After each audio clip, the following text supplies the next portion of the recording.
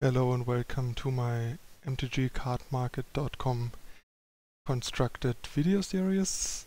This time again modern with my trusty Esper.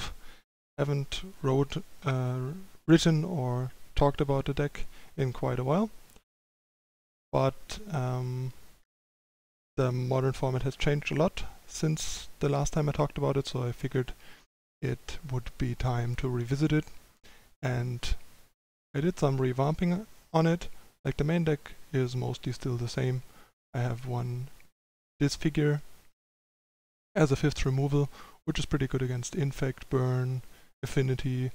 It's even solid against Eldrazi. The colorless list has 4 Mimics, and the other lists have a lot more targets like Sky Spawner, Obligator and stuff.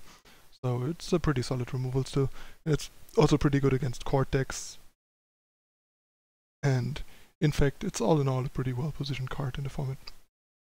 Only 3 Detection Probes, just like to fit the extra removal, and because double Detection Probe draws can be kind of lackluster with the Painful Mana base, and I didn't feel like the card is that critical to being able to delve. And it's pretty bad against Burn. There's not as much Burn anymore, so it's more justifiable these days to run 4 again, but still I have been happy with 3 so far, so I don't feel like I need the Force. Plus, I don't really have the space for the Force either. And I have 2 Snares, 2 Denial as like my 4 1-mana counterspells, and still the 2 Deprive. I still have 4 Stubborn Denial in the 75, but I chose to move more to the sideboard because the card is kind of hit or miss. Like, it's either really, really good or very mediocre to kind of useless, depending on the matchups. So I figured the split is fine, and Spellsnare is a more universally applicable card in the format against most decks. Okay, most of the changes actually happened in the sideboard. Like, the main deck is barely untouched. But there's maybe a few things I want to talk about in the main deck before I talk about the sideboard. The Eldrazi decks look like they can be a problem, but there's like a few things that the deck actually is going for it against the Eldrazi decks. Lingering Souls is pretty good against the Eldrazi decks because it both embarrasses their X1s against the various like the blue-red versions, and it's also like a really good flying threat against the colorless deck that only has a couple of big ground guys and that's it. And the deck generally has issues dealing with Lingering Souls, so you can race in the air while trying to like control the ground with Pass to Exile, Deprive, and Snapcaster Mage, and discard to keep them from establishing too many big threats, or keeping a big threat in play. Deprive is actually pretty solid against the colorless list, for example, because they don't have Cavern, and a lot of their cards cost 4+, so it's a reasonable answer to Sword Knot Seer and Reality Smasher and bigger Endless ones. Everything basically that deals with an Eldrazi pretty clean is a good card. And Thoughtseize is pretty solid for similar job. I still don't feel like you can run more Thoughtseizes just because the mana base of the deck is so painful. Maybe if you want to hedge and like just want to ignore Burn and don't expect Burn, you could maybe hedge and go for like 3 Thoughtseize, 1 Inquisition, because Inquisition is really not that great against Eldrazi, at least against colorless. Then again, against the non-colorless Eldrazi's, they actually have quite a bunch of 2 and 3 mana Eldrazi's, and against colorless Eldrazi it actually does a pretty important job. It gets their Chalice, because Chalice on 1 is pretty critical, pretty devastating to the deck, but we have 4 1-mana discard spells and 4 1-mana counter spells that can actually stop Chalice on 1 on turn 1 with a Spirit Guide if we are on the play.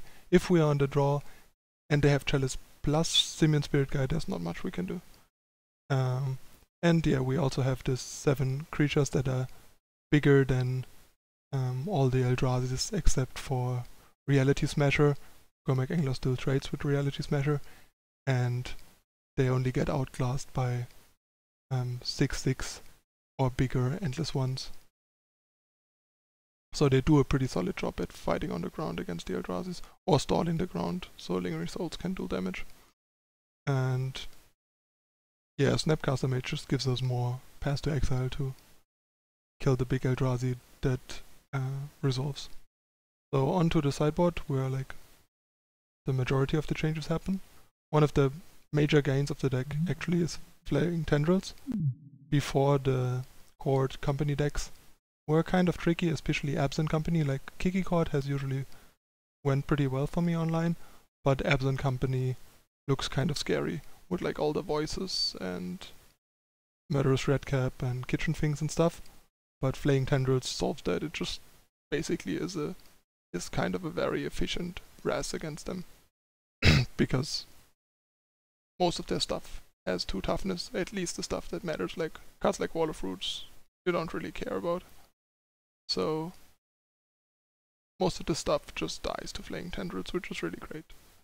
And that solves a lot of the issues there, so you can just reset their board after they went like voice into Kitchen Things, for example, and don't really care. Otherwise you needed like to draw all the passes and discards and spell snares early to keep these sticky creatures in check. And yeah, well, there's still more 1-mana counters against combo and spell heavy decks, Infect, Burn, various control and combo decks like Ad Nauseam, Jeskai decks, Grixis decks, stuff like that. I brought back Sower of Temptation because of the rise of the Eldrazi decks, because they usually have 3 to 4 Dismember as their only way to deal with Sower of Temptation and our Delve creatures, and we have Discard and Counter Magic to protect them. So a lot of the time you just get to play a Sower and stick it like maybe their first removal. It's your the Tasigur or the Gormak England, and you drop a Sower and they don't have a removal. And suddenly they are in a pretty tough spot. Plus it's also a really good answer to Reality Smasher that doesn't make you discard a card when you kill it. Because we just take it and smash their realities with it, which is pretty good. So that's like the great card to try and beat the big Eldrazi monsters. It's even possible to consider adding a third if you want to go really deep and beat them.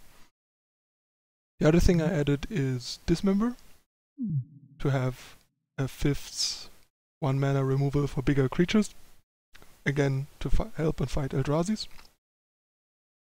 And with less burn on the map, it became a lot better. It's also pretty solid against Affinity or Infect.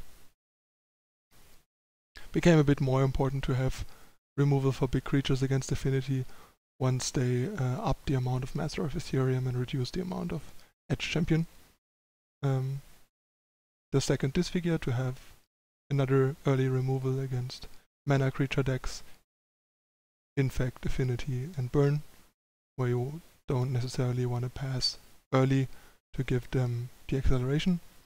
I'm currently trying Pithing Needle for various purposes.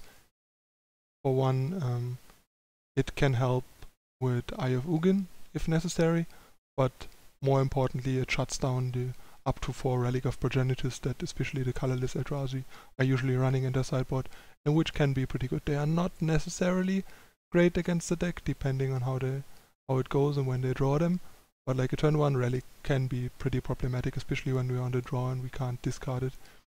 And a Needle on their 4 Relics comes in pretty handy there.